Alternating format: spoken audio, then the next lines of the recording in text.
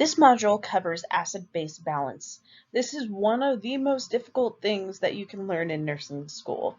It is very difficult even for nurses who have been doing it for a while to really delve into all of this. So this is the introduction course. You will see it again, but make sure to spend lots of time and lots of practice within this section.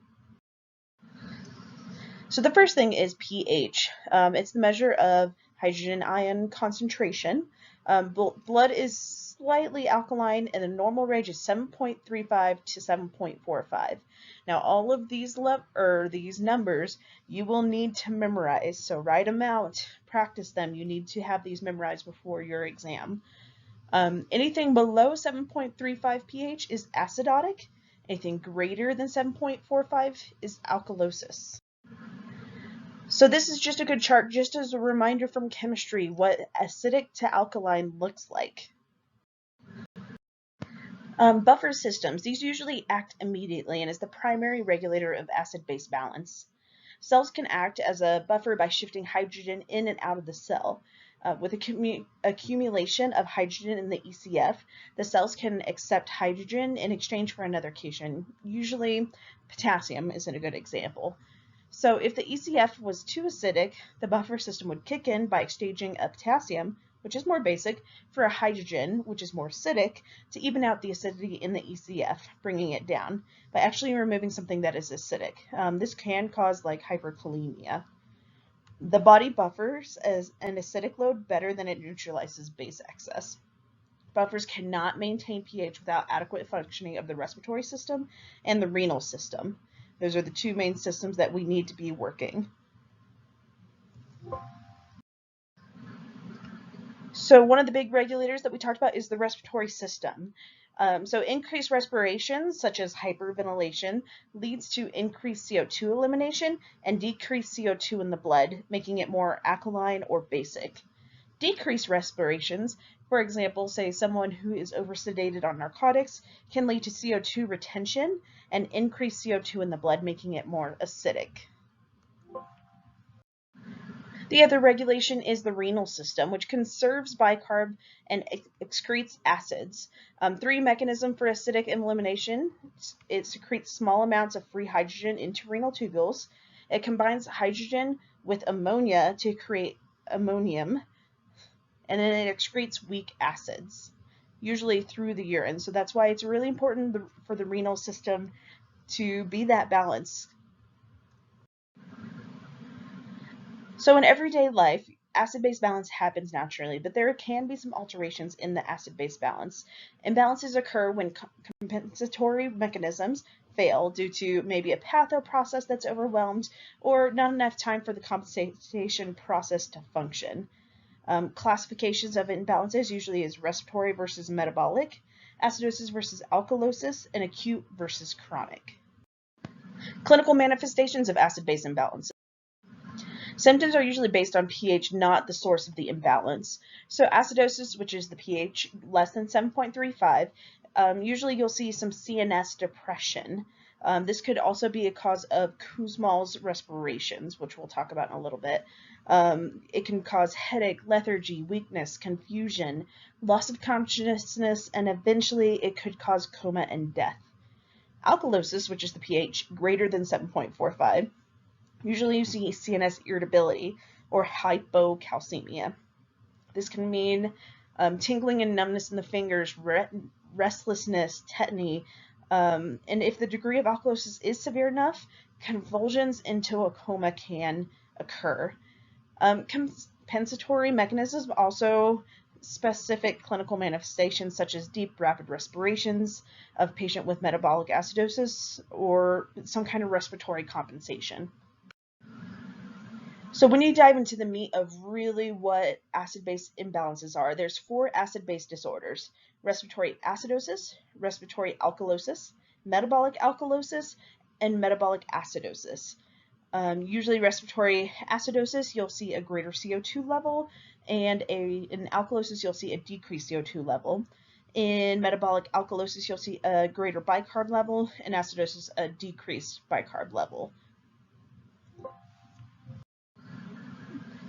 highly encourage you when you're reading through these sections to write out exactly these kind of causes. Somebody did a great job previously of drawing little pictures and really trying to visually represent these different 4 sections. So I highly recommend that you, when you're going through, you take your time to fill this out. Personally, write it out, because writing out helps you learn and it's easier for you to study. So when you're going through the book, really write these out into your study guides. These little slides can also help. You can copy off of them, but I highly recommend read, look at these, really combine something that's going to be meaningful for you.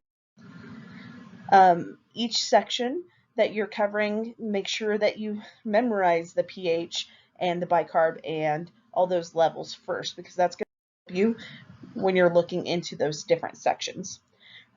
One of the manifestations of metabolic acidosis is Kussmaul's respirations.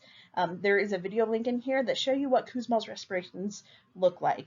I highly recommend that you look at the video and you think Kussmaul's, because a lot of that is connected with metabolic acidosis. And the last one being metabolic alkalosis. This is also a really good visual representation of alkalosis that you can use as well. So how do we know? This is where we get what we call ABGs, or arterial blood gases. This is what's going to give us the information for our pH, our any kind of compensation, our PO2s, and it's really going to give you those values that show how they're doing, and it is a sign of hypoxemia that we can look at. So again, this is looking at normal ABG values. I don't know how many times I can say it, but memorize these. So how do we read these ABGs? Your Lewis book, your ATI book, and this PowerPoint really does show you step by step how to work through these process. I highly recommend that you, when you're working through SurePath, there is some extra optional quizzes that are not graded as well. Take your time to go through these ABGs, because this kind of takes a process of learning. So first we're going to determine if the pH is acidotic or alkalotic. That is the first thing you do. So again, less than 7.35, acidotic. Greater than 7.45, alkalotic. So that is the first thing you're going to do.